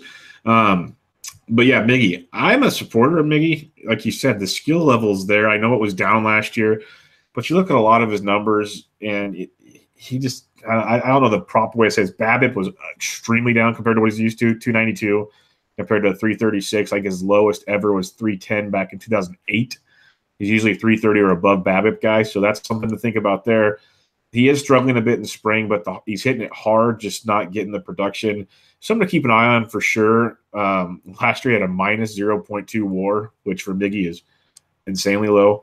But I'm not super concerned with him. Like some people think it's just the end is in sight for Miggy. I think he still has some years left in him in the National League or in the American League. I wish he could DH, but Victor's clogging that mess up. Yeah, he'll be a DH in a couple years here. The last one here, especially in a rebuild, this is the question you have to ask is what prospects are close? And this is going to be an interesting year for the Tigers farm system. And it's one of the many teams that, you'd like to pay attention to all farm systems, but I think this one especially where, they really don't have, other than Castellanos and Fullmer, you say maybe Candelario, but he doesn't project to be an elite player or even he really just an average player is what he projects to. So, what prospects are close? They've got quite a few in terms of middle of the pack. I wouldn't call them top 100 prospects yet. Got a couple top 100 in Franklin Perez and Bo Burrows. and they're the closest. And we may see Burrows if he does well in Double-A because, you know, again, may not like Michael Fullmer, but it's him and that's it. I mean, we got the likes of Mariano, Jordan Zimmerman, Matt Boyd, and if I bring Roster Resource back up, and Roster Resource is probably wrong about it, but it's I don't know why the last guy. Oh, Mike Fairs. So Mike Fires. I don't even need to say his name correctly, but they took a flyer on him. So it's those two, and Perez will probably see likely in 2019 at some point, unless he somehow just flies through the system. The other two, and they're pitchers, is Matt Manning and Alex Fayed. There are a couple more. We won't see them probably till around 2020 at the earliest, but again, a couple guys to watch out for in the lower part of the minor leagues who, if the Tigers are to rebuild quickly, they need them to perform well and get up to the majors as quick as possible. Yeah, there's nothing super close except the ones you mentioned, Burrows and company. But Fredo, everything looks to be really, really good with him coming out of Florida. And I do like Candelario. I don't know if he's going to be the power guy everyone swears he's going to be, but just hit tools-wise, going to be pretty darn good. I liked when they were batting him second last year, so I'm hoping, again, this is another boo-boo by Roster Resource. He's batting the seventh. I don't see the – in between James McCann and Mikey Matuk, I don't get that at all. But we shall see. But, yeah, other than that, it's going to be a little ways to go. The rotation's horrible, as you mentioned. And even the bench, you got a Rule 5 guy in Victor Reyes, who people actually are speculating could be pretty darn good. But they just have a long ways to go. And they did a good job in starting the rebuild of their – with the trades of, like, JD and a couple other guys. They weren't, like, world beaters they got back, but they got depth, which they didn't have anything in the minors. So we shall see. Yeah, we need to maybe start around the bases resource. But let's get to our standings predictions. I'll start. I think we'll be pretty damn close on this division. I think, unless you're going for a hot take, I think most people will. It's Indians, Twins, White Sox, Tigers, Royals for me. I have Indians, Twins, White Sox, Royals, Tigers. Okay. Yeah, and it's interchangeable that last two. I think we all think the White Sox will somewhat take the next step and be better than those two teams. Yeah, no, that's just pulling at straws right about there. Yep. All right, let's go to the NL Central, another division that it's slightly more entertaining, I should say. But after like the top 2.5 to 3 teams, it gets pretty bad, especially when you see one of the questions under the Pirates made by Mo. That'll tell you everything you need to know there. Let's start with the Chicago Cubs, though. 92-70 last year. Started out really rough. That World Series hangover was legit for them, and then they put it together, still scuffle in the postseason to the Dodgers. But they come back, and they spent some cash on pitching this year, serious cash. And you'd have to imagine that they like where things are going here. They went and got Tyler Chatwood early in the year, as we know. They picked up the likes of Brandon Morrow in the bullpen. Sorry, my roster resource just shut down, so I'm trying to ad-lib as I go now. Brandon Morrow, and they just went out and signed a couple other pieces throughout the offseason. Mo, can you help me with this, pal, as I try to reload this real quick? Their pitchers they picked up. Yeah, you mentioned Chatwood. You mentioned Brandon Morrow. They signed Steve Cishek from Tampa Bay. And then they obviously signed Yu Darvish to be one of their top starters. That was the one I couldn't think of. Yu Darvish. How did I forget that one? But so, yes, they went big on pitching after they let Arrieta go and some other pieces, as we know. So the question is it enough? Because that's one thing we talked about a lot last year with they had Lester and they had Lackey and Arrieta and all these question marks in that rotation. Are these moves going to be enough? And, first off, I guess credit to Tyler Chatwood for signing early because he got paid more than most other people did. So kudos to him. But can Darvish be the guy they need? And can Chatwood succeed there are the two questions. And I think Darvish will be just fine. I'm not too worried about the problems that took place. I think they did a great job at addressing the problems they had, and it'll be tremendous going into the season and getting them back, I think, more to that 2016 form. Yeah, I had questions, about this Cubs team through the offseason in terms of their pitching. I didn't like their bullpen a ton. Obviously, Morrow's a big risk being number one. He pitched as many innings as he pitched before. He pitched every game in the World Series.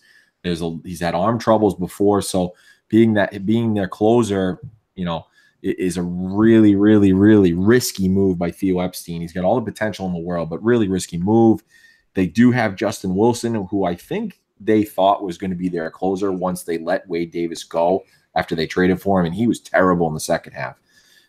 The rotation's very good. It's clearly the best rotation in this division, and it's probably top 3 rotation in baseball. You have to expect that Lester will come back and be better than he was last year. He's not going to be like the old John Lester is, but he'll be better than he was. And then obviously Quintana was tremendous. Hendricks is fine with what he is, and then Yu Darvish it will be great for at least the next few years. So, really, really good job in terms of building that rotation. The bullpen is risky for sure. Yeah, no doubt about it.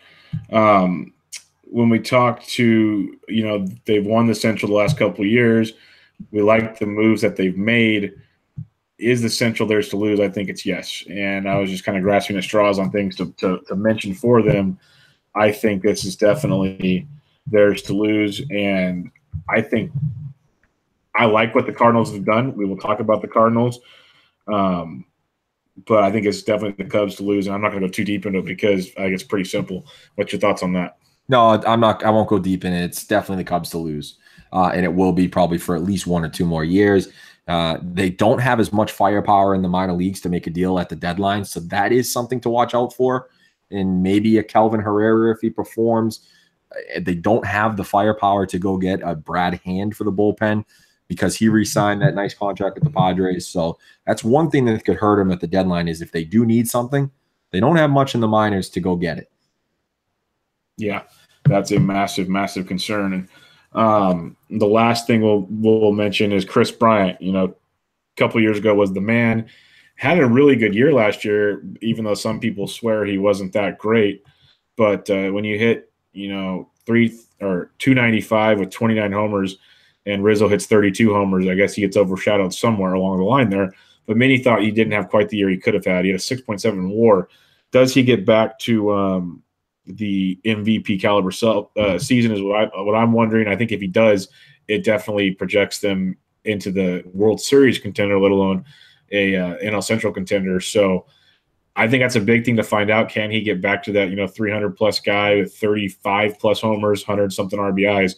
If he can do that, the sky's the limit for the Cubs, in my opinion. So Chris Bryant needs to get back to the MVP form. How he does it, I don't know, but he needs to get there.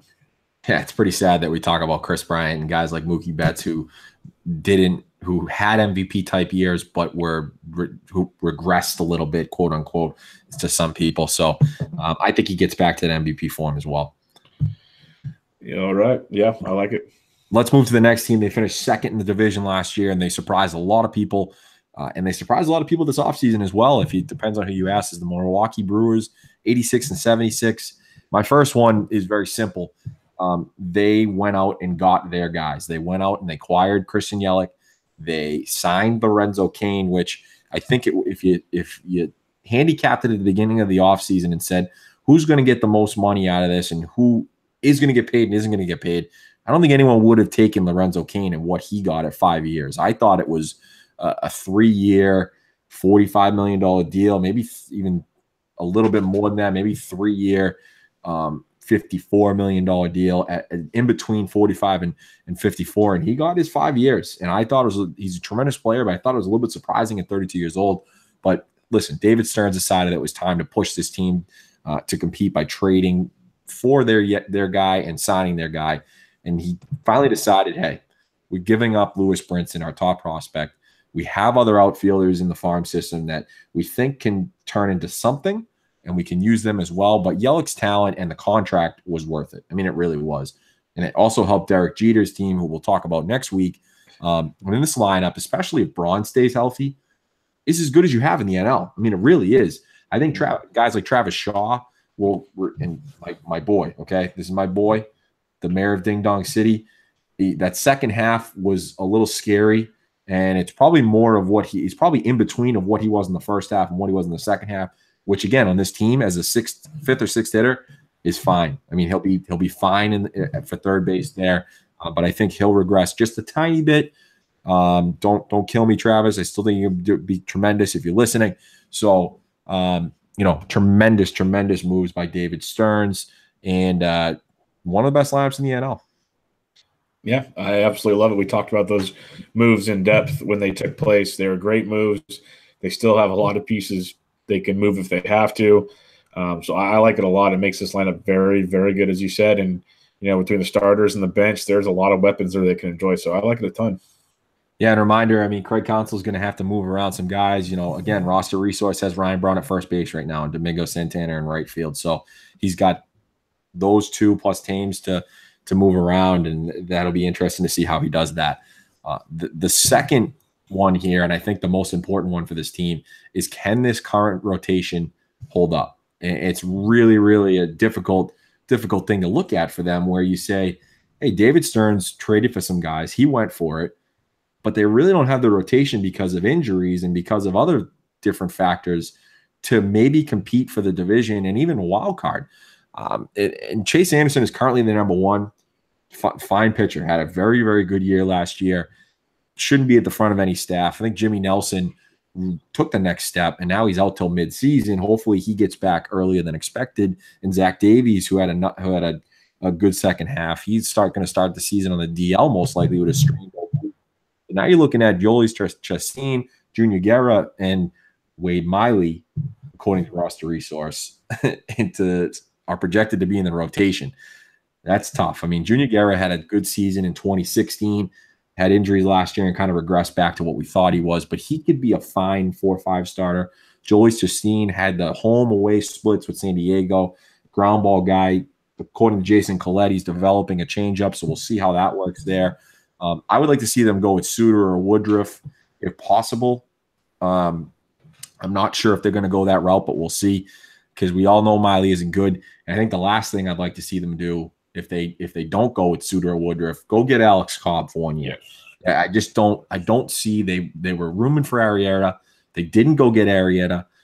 I don't blame them for that. Obviously, you don't blame them for that because you don't like Arrieta. I think what's funny is I think it makes more sense for the Phillies than it does for the Brewers, and that's kind of saying something, where the Brewers are ready to compete right now, but they were already, with the money reasons they spent on Kane, they spent on Yelich, so they sort of were in a tough place where the Phillies have plenty of money to spend. So that's a weird thing. I just turned my brain into a pretzel saying that, and it may not make any sense to people, but that's just what I feel. So go get Alex Cobb and let him pitch in Milwaukee.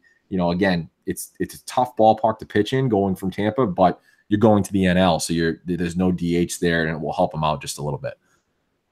Well, see, I'd rather have Arrieta in Milwaukee than in Philadelphia, just because if he has any bullets left in the gun, at least make him on a team that has a chance to win. Not wasting it in Philly.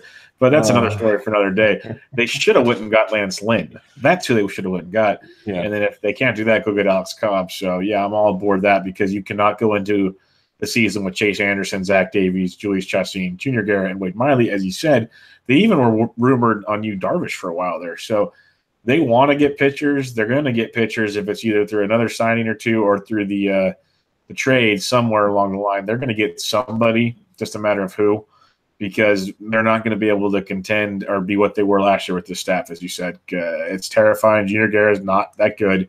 They get Jimmy Nelson back in the middle to the end of June. You don't, like you said, Wade Miley, God knows. So I'd rather see Suter or Woodruff there, as you said. So pretty terrifying stuff all around. But your rotation definitely needs some help. Last one for the Brewers. Should we be worried about Cory Knievel? This is an interesting question that I like to pose, and there's no doubt that he's one of the top closers in baseball after last year. Almost 15 Ks per nine, 39 saves, a 1.78 ERA. The walks per nine at 4.74 is concerning. He throws just a fastball and throws a curveball about 28% of the time. And he wasn't great in 2016, but I think the reason why he decided to strike more guys out, obviously, is his fastball velocity went from 94 to 95 to 97 to 98. So now he's missing bats with that fastball.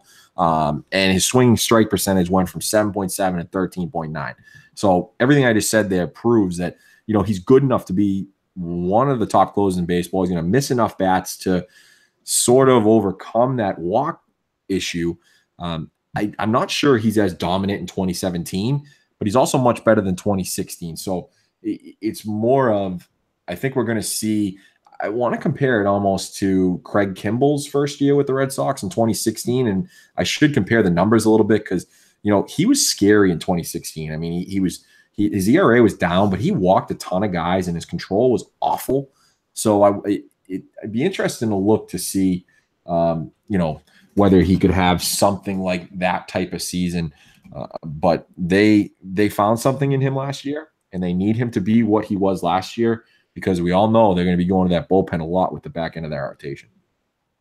Yeah, he has very, very good stuff, as you mentioned. The walks do scare me, but that's something if you look throughout his entire career. He's been a high walk guy and a high K guy. It's been his roller coaster ride. Reminds me a lot of maybe he's got better stuff. It reminds me of watching Brian Wilson close. You don't know what you're going to get, but he gets there in the end. But he's got much better stuff than that.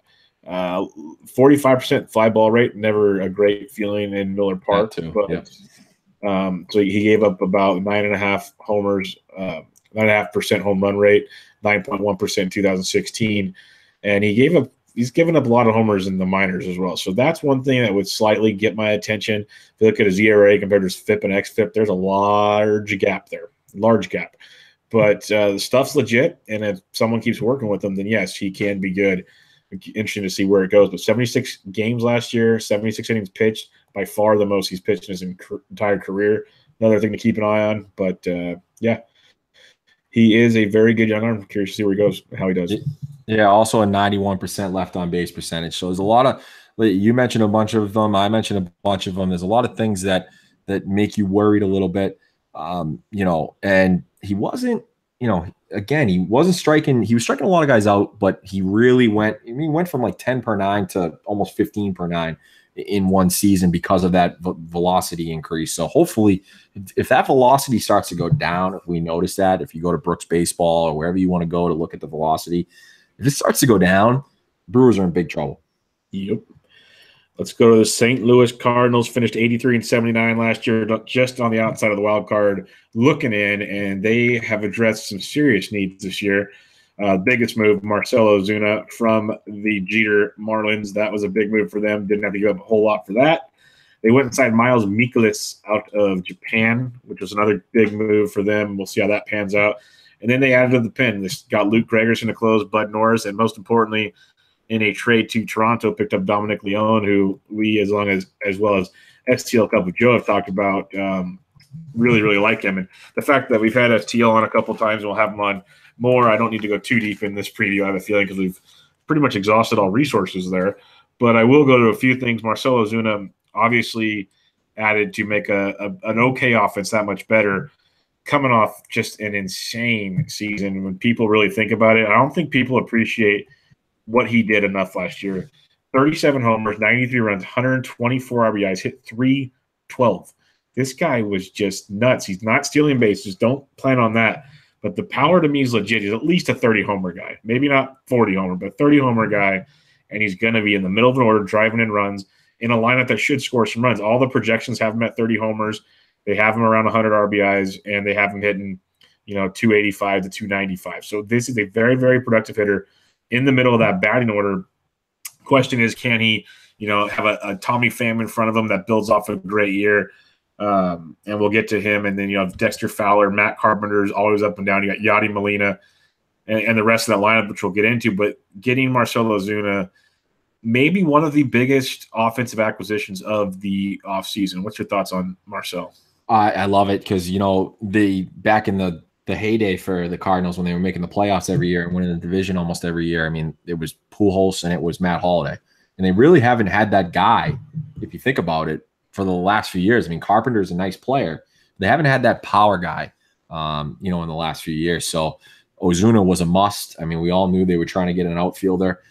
They were trying to get Josh Donaldson as well to play third base, and they ended up getting Ozuna. They didn't give up a ton for him. So I love it for the Cardinals, and I can't wait to watch them in St. Louis the whole season.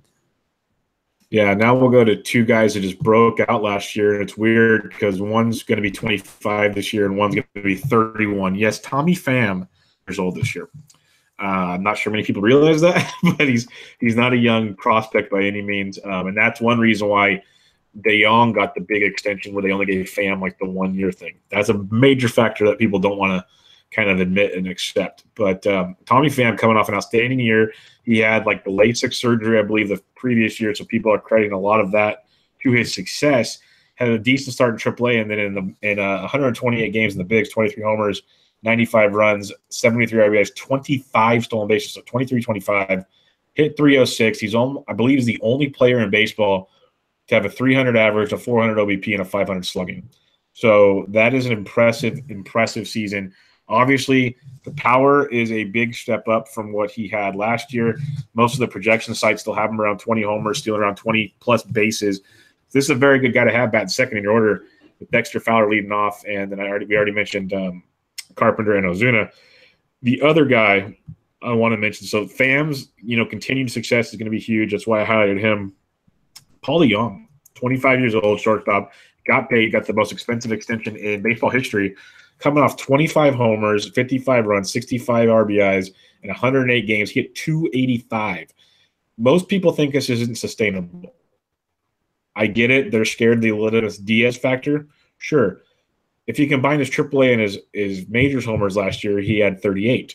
He had 22 homers in AA in 2016. So the power is not a complete fluke. It's only been on the last couple of years, but even projection around 25 homers, which I'll take, and hitting about 260 plus. This kid's good. He's not going to be as good as last year. I think that's pretty easy to figure out. His defense is okay. It's not exceptional by any means, but there's a lot to check out on these guys and dig in on.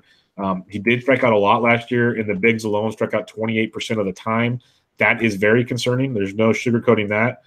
But it'll be curious to see where he goes and how that if he can continue his success.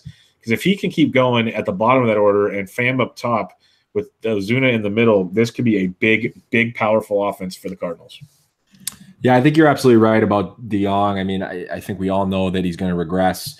The power definitely is still there. I think he's more of a 250 to 260 hitter. He doesn't walk at all. He strikes out a ton. So that's the most concerning part for him. But he'd probably end up still, sneeze his way to 25 homers with, I think, the power that he does have.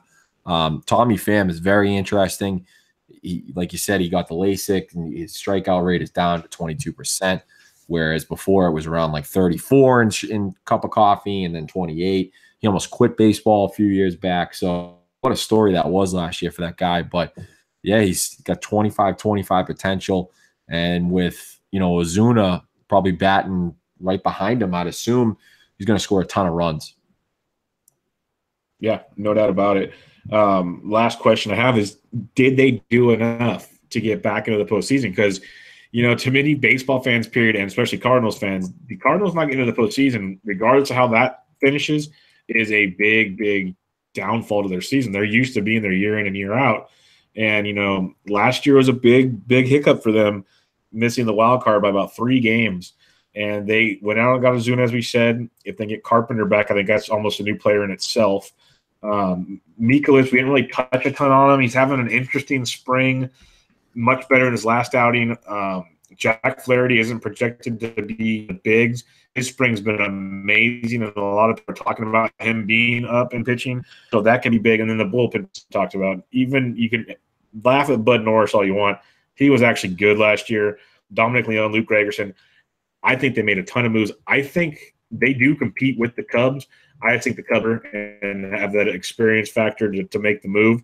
But I think they will scare them, and I think they can pass the Brewers, especially the Brewers don't make any rotation moves. So I think they made enough moves to definitely be competitive. And their team's that kind of team that even as a wild card team could make a deep postseason run because they are very, very talented. Yeah, they definitely made enough moves to do it. I agree with you. I don't think they'll challenge the Cubs. Hopefully it'll be a race till the end. I do think the Cubs will come out and win that division just because of the depth of their rotation. You don't know about Wainwright. Walker's, had a better season last season, but he's kind of hit and miss sometimes. And then you don't know about Mikolas. Luke Weaver should be good.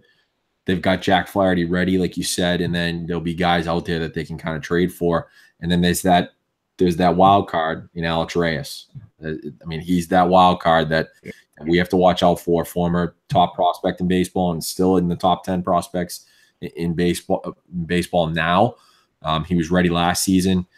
Looks like he'll start in the bullpen, and then they'll see how the rotation goes. and he's going to be in the rotation. Whether it's not this year, it will be in 2019. So that's kind of their lottery ticket that they got coming off Tommy John surgery. Yeah, there are the development of him coming back from his injury, and all the rumors were that he'd come into the bullpen. They're already flat out saying when he comes back, he'll be in the rotation. So I'll be curious to see how that comes along. Yeah, for sure. All right, Bubba, 2 more teams. I've got this one. I've got the Pittsburgh Pirates, 75 and 87 last season. Again, Bubba, I'm going to come out and see the light and everything. I'm going to see the bright spots of each team and what they can do and how they can do it.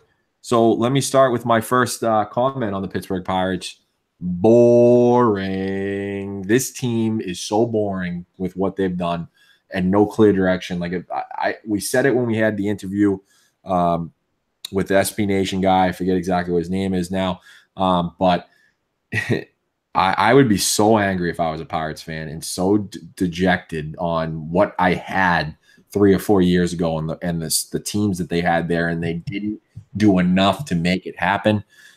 When McCutchen was in his prime, so now they trade him to the Giants, which I don't blame them because he only had 1 year left, and I know he's not old per se, but probably weren't going to re-sign him. They have outfield depth in the system and whatnot. They went and got C. Dick to be the other guy, and then they went and they traded Garrett Cole, which they didn't need to do. And I know he had 2 years left, so if you're saying to yourself, we're not going to win the next 2 years, then you do it. But a lot of Pittsburgh guys really wanted to see him build his value up at the deadline or before the deadline. At least I would have liked to see him be what he was a couple of years ago. And then, a few years back, they had Austin Meadows and Tyler Glasnow ready to be traded for different guys, sort of like the Royals did with Cueto, to go for a World Series. They didn't do it. They decided to make small moves to maybe win and also have young players for the future. And now those two didn't fulfill the potential, and they're stuck. And this is a terrible thing if you're a Pittsburgh Pirates fan. And a lot of people, I think the owner, I'm just learning just based off what they've done this offseason and what they didn't do, maybe one of the worst owners in baseball in terms of spending money and going after it. This is what I'm learning right now. Yeah, we should have, I guess, we all should have learned that a few years ago and they didn't go for it. They need to fire sell this thing because they're at that point now where if everything goes right, I mean everything goes right, you're a mid-70 win team. Like, that's pretty much your ceiling, in my opinion. Baseball, and that's if everything goes right. Yeah, if everything goes right. I still see some trades coming up, and we can talk about that, I believe, when things get a few questions from here. But, yeah, short and sweet. Games you don't think they should win, they're going to lose a lot more than they should just because that team has so many coin tosses up and down that roster. Mm-hmm. Yeah, for sure. And that leads us to the next question is, can the top prospects figure it out? So we talked about Austin Meadows, talked about Tyler Glasnow. People are still somehow high on Meadows. He's still in the top 50 for prospects in baseball on most lists. And then Glasnow was impressed this spring. And I think we don't want to focus on spring training stats. I think we want to more focus on, contact, like a Blake Swihart's playing unbelievable right now for the Red Sox. And for pitchers, velocity. And he's throwing 97, 98 with decent control. So if those two can figure it out, then maybe we're talking. And then the other two that we're looking at is Mitch Keller and Shane Baz, who will be up probably not this year, but in 2019 or 2020. And then Jameson Taillon, he's already in the rotation. He beat cancer last year, which is awesome. And he showed promise to be a top of a rotation guy, if he can be consistent. So if 3 or 4 of those pitchers that I mentioned can perform, then they might find a direction on the fly, which is the only thing that you can kind of hope for if you're a Pirates fan, because other than that, like you said, I think coin flip is a great term for it because you just don't know. Yeah, and that's why I feel like there's days on everything right, they might be better than because their pitching staff, it's so good and so bad. It's good and so bad at the same time, I should say. We've seen Nova pitch out his rear end. He could put an Herman Santana year together. Chad Kuhl actually had a good run there in the second half last year, but he can't get lefties out to save his life. And then Trevor Williams, same like cool. You mentioned Tyon. Joe Musgrove's interesting, very interesting. Yep. And then if Glass now can figure it out, yes, because those other prospects, they have no reason to rush them. Zero in Keller and Baz. Zero reason to rush them at all. And we can't get into the bats now. If you want, we can save it for the next section. But I like a lot of their bats. I just don't know if they can do enough, if that makes sense. So, yeah, tough. Yeah, the Josh Bell types, and then, Marte, Polanco. Yeah, and we'll get to them now. Is the last question is who could be dealt? Because when you're rebuilding, I think we've had that question basically for every one of them because there's not a ton to talk about. But, you talk about the names that come to mind right away. Josh Harrison, number one, he wants to be traded. He already said he wants to be traded. He wants to win. Ivan Nover, again, you mentioned decent pitcher. I mean, they could get maybe a prospect for a decent prospect and a couple, lottery tickets. And then Francisco Cervelli, who you probably won't be able to get a ton for, but again, lottery tickets. And the two you mentioned, Polanco and Marte, team-friendly deals that they signed early. Marte coming off a steroid suspension, about to be 30 years old. Polanco is the lowest possible trade value that he could be right now. So it's kind of against you to trade them right now. Now, if they start the year strong and Meadows somehow figures it out, maybe you say, okay, let's try to trade Marte now before he regresses in his 30s, where he has a cheap contract, get some sort of a Yelich deal. I know Yelich is younger, maybe a better player, but they may be able to get something for those two depending on, their first half of the season. Yeah, and that's what they need to do. They need to decide what they're doing here because with Harrison, Dickerson, Marte, Bell, Polanco, Cervelli, Moran, Mercer, that batting order, that can win you more games than you think. But at the same time, their pitching might be so bad that night that 5 or 6 runs, I won't do it. So it's just really – this team is baffling to me. The question I have for you is, A, are they officially rebuilding? I feel they are. You feel they are. Are they officially rebuilding? That's one. Thoughts? I would think unfortunately, because I think the answer is no. That's why I asked. Are they officially rebuilding? That's the crappy part of this. They're retooling. Yes. Semantics. Here's my other question, and really think about it because at first thought, people might think I'm crazy. Just think about it now. Would you rather be a Pirates fan while this team is doing what it's doing or a Marlins fan? Because the Marlins at least have a sort of a vision for me. I think I'd rather be a Marlins fan. And the reason for that is, like you said, they have a vision. They've got their top guy they want to build around. They've gotten rid of all the money that they possibly could, except for, the Chen and Starlin Castro and Martin Prado. And you're going to spend money. Even though you're new ownership, you've promised the fans, quote unquote fans down in Miami, number one, you have a brand new ballpark.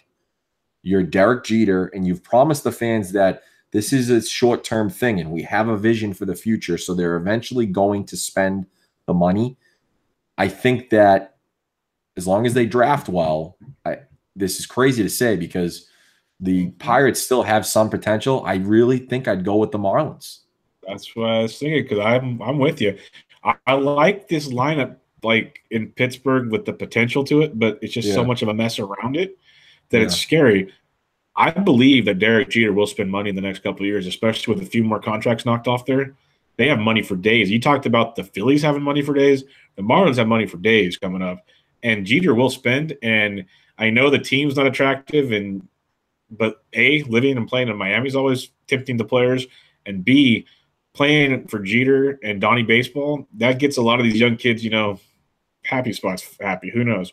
But I think the Marlins might have a brighter future here than the Pirates. Yeah, the scary part of that one is you're already worried about what Jeter has done so far because he's botched every situation, it seems like, possible with, the Andre Dawsons and Jeff Conines of the world to everyone in the front office to firing scouts when they're getting a kidney transplant. I mean, he's done like everything so wrong that when is he going to do something right? And I don't even count the Yelich deal because, you know, he was going to get a top prospect.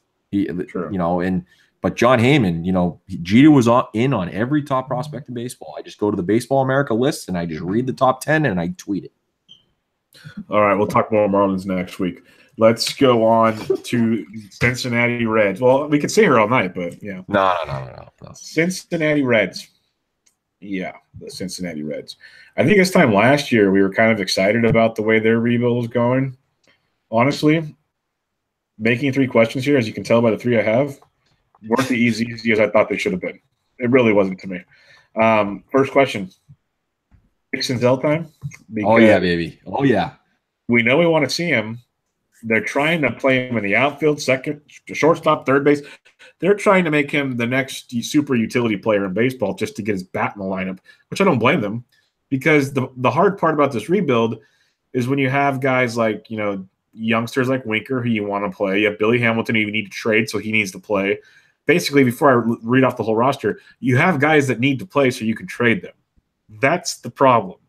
I would rather see Nick Senzel over a lot of these guys, and I like where they're going. I like the Reds lineup better than I do the freaking Pirates. This is bad. But Nick Senzel time, short and sweet. He's going to be up real soon. Thoughts? This is my man crush, man. I own him in a lot of leagues. I own him in pretty much every dynasty league that I have. Last year in my 20-team league, I know everyone cares about fantasy, my fantasy teams, but I'm going to tell you anyway because that's just what I'm going to do. In my 20-team league, I drafted Bellinger late last year, and I will do the same with Senzel this year and hope that it works out just like it did with Bellinger. So I'm a big Nick Senzel guy, and I just hope to God they bring him up after April 20th. But I have a feeling that it might be the Super 2 date in June. So we'll see. Yeah, it'll be interesting to see how that all plays out. Next up, we're talking Luis Castillo coming off just an outstanding season, his first full season in the bigs where he got shut down in September on an amazing start. I think he went 9 or 8 at least. He went deep, struck out double digits, was lights out. And the best part about last season to me is between AA and the pros. He never went to AAA, folks, just so you know. That should be a more common thing than people realize. He threw almost 170 innings. So that's a big jump from what he had in 2016 of 131. That's about a 40 innings jump. That's kind of what you expect, 30 to 40 innings. So basically what I'm saying in a roundabout way, the leash should be off. He should be able to rock and roll, and this kid's good. 3.12 ERA with a 3.41 xFIP, not too much to worry about there. 9.87 K per 9. Everything you got to like about this guy. I don't find many problems with him. I know some people want to. He had a 27% strikeout rate, only a 9% walk rate, which for a youngster like that, I think is just lights out, good stuff. Hard contact wasn't, through the roof. Fly balls only 37%, so the ballpark doesn't hurt him. The list goes on and on and on. This guy is a bona fide ace in the making. He's 25 years old, and he's going to be heading up a staff with Homer Bailey, Sal Romano, Tyler Mahle, and Robert Stevenson. So drink that one up real quick. Rough. So Luis Castillo, big season coming up. And they do have Desclafani coming back from injury and Brandon Finnegan as well that could slide into that rotation. Yeah, and I know there's been some articles about Amir Garrett too, so hopefully he can come back. Yeah, Castillo's tremendous. If only they could get rid of Homer Bailey's contract. I mean, that's really what's killing them. Because other than that, I'll let you get to your next question before I make my next comment. To be honest with you, I don't want to take it too bad because I think we're going to disagree on something again. So go ahead. Well, I said, why does this rebuild feel so bad? Because to me, I like where their minors are setting up. They're not the flashy names. We got like Shed Long. We obviously agree on Nick Senzel. And some other guys that are farther away in single A, like Taylor Trammell is very, very talented and looks good. But I think it just feels so bad because to me it feels like they've been rebuilding for so long that it really still – we're waiting. Like we're going to get Jesse Winker every day now with Shevler in the outfield and Billy Hamilton. You still got Votto, who's good. Eugenio Suarez, who I like. Scooter Gennett, who I like. Jose Peraza. They're younger than you think, so that's one bright side. Outside of Votto, they're basically 27, 28 or below. So that part's good. But I guess between the prospects still being so far away where I feel like they should have more there. And the starting rotation, just they've had so many young guys there and nothing's really panned except Luis Castillo. So that's where I feel like it's why does it feel so bad? Because you had the Brewers take that next step even before they added the players they added this year. And we're like where the White Sox are going, I feel so much better than the Reds. But what's your take on this? Well, I think the issue with the Reds is they sort of missed the boat on the full rebuild part of it, and they didn't go that route. But I think for what they've done in a true rebuild, so if you're the Players Association and you're suing the league because of the money you're spending, the Reds are still, semi-spending money per se, but they're still rebuilding. They didn't go a full crazy rebuild, and I think that's the issue. But at the same time, they don't have Luis Castillo if they didn't realize that Dan Straley sucked. They got Luis Castillo for Dan Straley, and that was a huge move. Like you said, you named a bunch of pitchers that could come back and be fine. Like Descalfani, he was good, and then he had the injury, and hopefully he can come back. He's still only 27. If they can if one of the three of Robert Stevenson, Amir Garrett, or Brandon Finnegan, who they all had potential at one point in their career. If one of the three of them can figure it out, now we're talking Castillo, and if Descalfani can figure it out, so we're talking three starters right there. They drafted Hunter Green last year. They're going to be at the top of the draft this year. They sometimes they obviously got Aroldis Chapman when he came out of Cuba, so they're in that international market as well. So as long as they draft well, and obviously the lineup is very good in the Great American Ballpark. So if they can figure out the pitching, they've got Raisel Iglesias in the bullpen, who I wouldn't trade. I wouldn't trade him because of the contract that he does have. But if they do trade him, they're going to get a big haul back. I mean, they really are. So I don't think the rebuild is tops like the Braves or the White Sox or the Padres, to name a few. But it's up there. I mean, they're ahead of the Royals, obviously. They're ahead of the Tigers. They're ahead of the Pirates-ish. But, they're ahead of those teams. So I'm okay with the rebuild the way it is right now. I really am. Do you feel, because they have money, do you feel if Alex Cobb might not be the best fit for that ballpark? He's not a big fly ball guy, but he's a massive contact guy. Not a lot of strikeouts. So that part's terrifying. But do you think an Alex Cobb type, because I don't really think there's not really any other names that stand out, like Lance Lynn might have been good there too. Why don't they go add one or two arms? And then I think that team's so much better. Yeah, they could add a couple arms. I mean, but I think they don't have a choice to pitch Homer Bailey. And then they're going with Tyler Mahle and Stevenson in the rotation. And then hopefully Descalfani can come back and pitch for Sal Romano. And Romano wasn't terrible either. So, other than Homer Bailey, every one of those starters I just mentioned are 25 or under. So they're going with that route. They'd rather hope that they figure it out like Luis Castillo did, rather than go get an older Alex Cobb or an older Lance Lynn to sort of stay where they are, because they're in a different place than the Phillies are, in my opinion. No, I can dig that. I get that. I actually have one more question for you. So Nick Senzel, we both want him up. Whose spot do you think he takes? Because I like the guys that are there. I like this lineup, like you said. So that's the tricky part. Yeah, that's the tough one.